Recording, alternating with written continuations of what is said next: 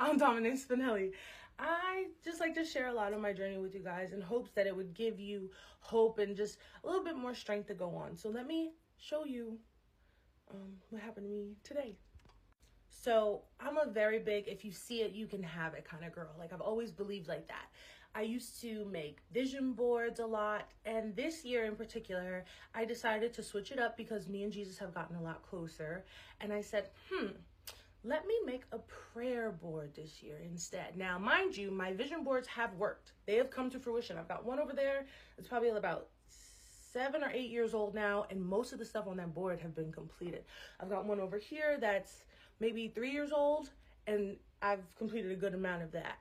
But this year, I decided to do a prayer board. Now, because I believe in the power of such things, I don't want to show you the whole board. But I will show you the important part today. So pretty much on a prayer board, it's a poster board with a bunch of little envelopes on it. You can research it yourself, or maybe I'll make a video on how to do it. And then inside the envelopes, you put your prayer. So I did them on little note cards like this, and I wrote a very extensive prayer on each side. Now, how you decide to proceed after that is your business, if you want to read it all the time or whatever you do. So hold on, because I'm a little overwhelmed. Give me a second. I'm cooking. So one of my biggest priorities in life, outside of having a family and being a self-sufficient business owner, is having a home. Growing up, we moved a lot. Not an extensive amount, but it was just like, this is not ours. Eventually, we're going to have to leave. And after doing it for my whole life, like I just got over having that feeling. Like I want something that's mine, that push come to shove, you're not taking from me, you know? I want a home base. I always wanted that, like, even though I travel a lot and go everywhere, I want a home base that's mine. Somewhere that's mine that I can return to. And if I decide to settle down there and build a family or whatever, I can do it right here. And I decided that this year was the year that was going to happen, that I had to make something shake. Now, also, you know, God plays in the background and certain things get uncomfortable and kind of force you to really knuckle down. Pretty much, I can share a testimony with you another time, but let me get to the meat of the conversation. So last month, I got a perfect realtor. She's amazing. I might put her in the chat. And I started looking at homes. And I said, God, whatever it is, just let me know that it's mine. Like, I want it to be that obvious. You know how they say when you find your person, like when you know, you know. I want that same feeling for a house. I've never experienced it with a person. I want it for a house first. Thanks. So I'm scrolling through, and one day I see this house, and I saw my name. Like, I saw the house, and I said, this is so Dominique. Like, there was not a question that this was my house. Everything about it. So we went on, we did the bidding process, we went back and forth. I got it at a price that, the thing about negotiation is, right, both of you should be a little unhappy. So I got it for under what they wanted it, but more than I wanted to pay for it, but still a really good price for a house that literally had my name on it, right? And this whole time I'm praying, I'm like, God, if this is not my house, do not let me move there. This is a very big investment. Like, do not let me do this. And did I mention that it's outside of the state that I live? It's hours and hours away from the state that I've always lived in. So it's totally out of my comfort zone, right? So I said, God, if this ain't it, please, you wait till the last minute. Just don't let me spend the money if this is not what you want, right? The night before I went to sleep, God always talks to me in my dreams. And I've done biblical research to prove that he talks to a lot of people in their dreams. He told Joseph about Jesus before Jesus ever came to be in his dream. So, and a few other people too, but do your research. So in my dream, I just remember waking up and coming up out of my sleep, waking up saying, buy the house, buy the house. This is the day before I'm supposed to sign the papers. I said, okay. So I woke up the next day confident and ready. I did everything that I needed to do and looked like exactly who that person is to me. That homeowner, that person is about to spend this big old grip of money. I did all the things that she would do before I went to sign this paper. I went, I signed the paper, I own the house. Now, this was about almost 2.5 weeks ago. And because it's in another state, they had to send me the keys. Bear with me, it's coming. Now, mind you, once you do something really big like that, and you make it a vision, like you're accomplishing something that you've always wanted, imposter syndrome creeps in. So for the last probably about 2 weeks of those 3, I've had imposter syndrome real bad. I'm talking like almost don't want to get out the bed bad. I didn't leave my house for like 2 days bad. like that, right? Change your hair color, make you feel better bad. Yeah.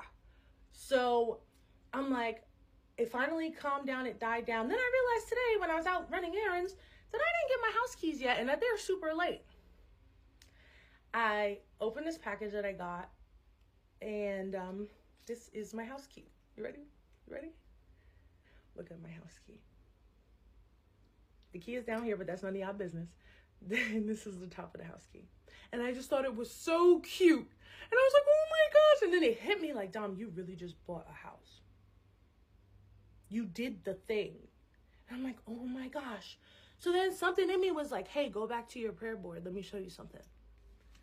And I'm like, okay, whatever.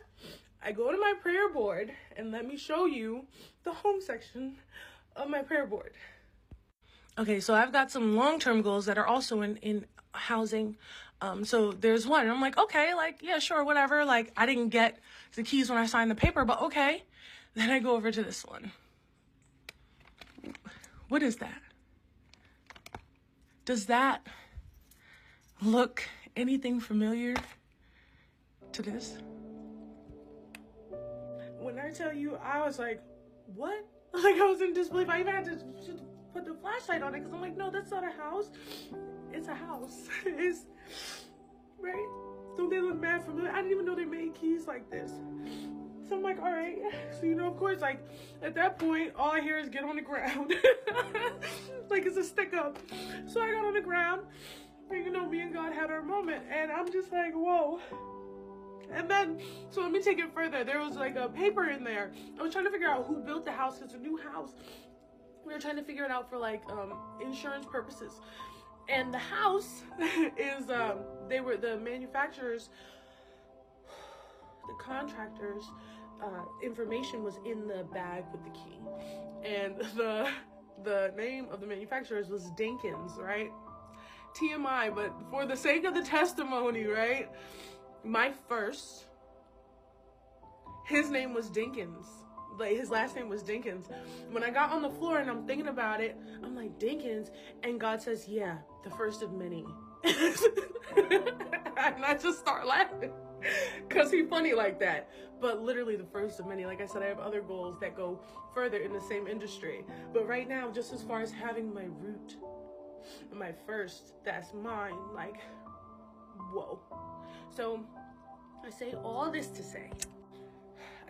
say, and I can attest for it in more ways than one, but this is just the newest way that happened today, right? God is real. He can hear you, that your efforts are not in vain, and that he is faithful. He has been nothing but faithful to me, okay? I have been an unfaithful person in my life, to him and to others. He is the definition of faithful in my life. I can see fidelity when I look for God. I see faithfulness every single time. He is a good, good father, and he is not going to let you down. Do what you came here to do. Do the small things that get you to the big things. Nothing is in vain, and he can hear you. He can hear you. I posted this because I know that we're overcome by the blood of the Lamb and the word of our testimony. This is yet another testimony that God has blown me away, to the point where literally the first thing I heard after I came to the conclusion and the tears started welling up was, get on the ground. So, yes.